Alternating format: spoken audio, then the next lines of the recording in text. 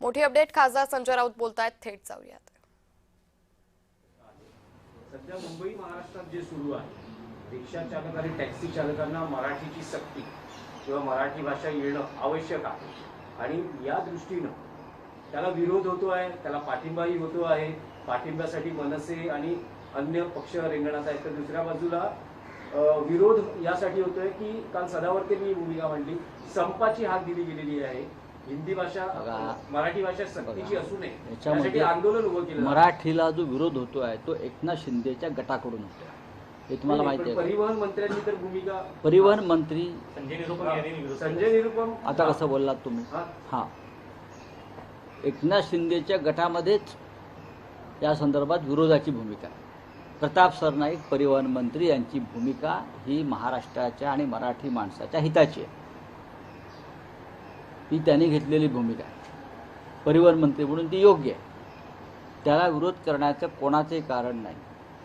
जे या भूमिकेला विरोध करतील ते मराठी माणसाचे आणि महाराष्ट्राचे शत्रू आहेत. एकनाथ शिंदेने ठामपणे सांगायला पाहिजे, हो ही भूमिका आहे. देवेंद्र फडणवीसांनी ठामपणे सांगायला पाहिजे, हो ही भूमिका आहे. सुनित्राताई पवार या उपमुख्यमंत्री आहेत, त्यांनी सांगायला पाहिजे, हो ही मराठी संदर्भातली भूमिका योग्य आहे.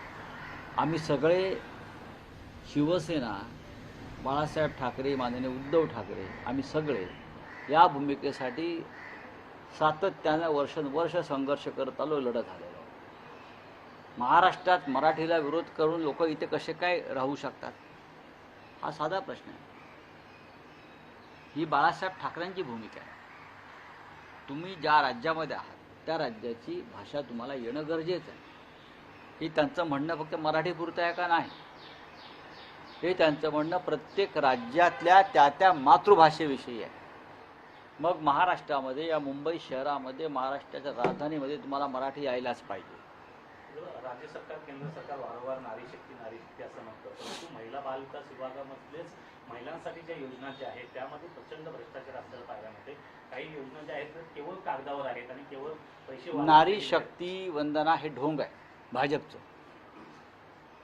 भाजपचं जे आहे नारी शक्ती वंदना हे ढोंग आहे. नारी शक्तीची एवढीच काळजी असेल तर राज्याच्या मुख्यमंत्रीपदी एक महिला नेत्याला त्याने बसवावं, पंकजा मुंडेंना बसवावं. आणि केंद्रामध्ये सुद्धा प्रधानमंत्र्यांनी पंतप्रधानपदी एक महिला नेत्यांना विराजमान करावं, आपोआप नारी शक्तीला ताकद मिळेल.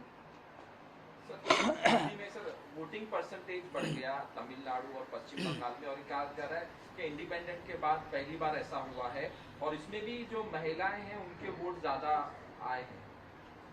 92% वोट पश्चिम बंगाल में, 84% तमिलनाडु, और तमिलनाडु में लगभग 84-85% तमिलनाडु में. ये बात सही है कि एक तूफान आया और ये तूफान में इस प्रकार की वोटिंग हो गई है. उसका एक कारण जिस तरह से बंगाल में एसआईआर का ज़बरदस्ती हो गया है, ये भी एक कारण है. लोगों ने जमकर वोटिंग किया. अगर आपने 70 लाख वोट काट दिए हैं तो हमने 70 लाख ज़्यादा वोट दे दिए हैं ममता दीदी के फेवर में. मैं ये अनुमान लगाता हूँ और ये अच्छी बात है. अगर ज़्यादा से ज़्यादा लोग वोट करते हैं तो ये लोकतंत्र के लिए अच्छी बात है. लेकिन इस बार पश्चिम बंगाल में क्या किया बीजेपी ने और सरकार ने, आपको मालूम होगा. देश में जहाँ जहाँ बंगाली लोग हैं वो सबको सरकारी खर्चे से पश्चिम बंगाल में लाया गया, चाहे वोटर हो या न हो, सबको लाया गया और सबको कहाँ वोट करो. पैसे की बहुत बड़ी डिस्ट्रीब्यूशन भी हो गया, सब देखा है हमने. सर, मराठी अनिवार्य को लेके अलग अलग पार्टियों की अलग अलग भूमिका है.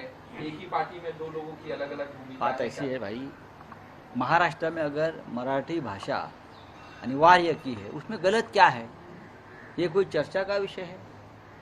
तमिलनाडु में चलेगा, तमिलनाडु में तमिल भाषा अनिवार्य होनी ही चाहिए. पश्चिम बंगाल में बंगाली होनी चाहिए, लखनऊ में हिंदी होनी चाहिए, पटना में हिंदी होनी चाहिए. हम जब दिल्ली में जाते हैं तो हिंदी में बात करते हैं, पार्लियामेंट में हिंदी में बात करते, उसमें क्या है. हमारे स्टेट में, इस राज्य में, महाराष्ट्र में मराठी भाषा अनिवार्य करने का अगर कानून बना है तो उसका पालन सबने करना चाहिए.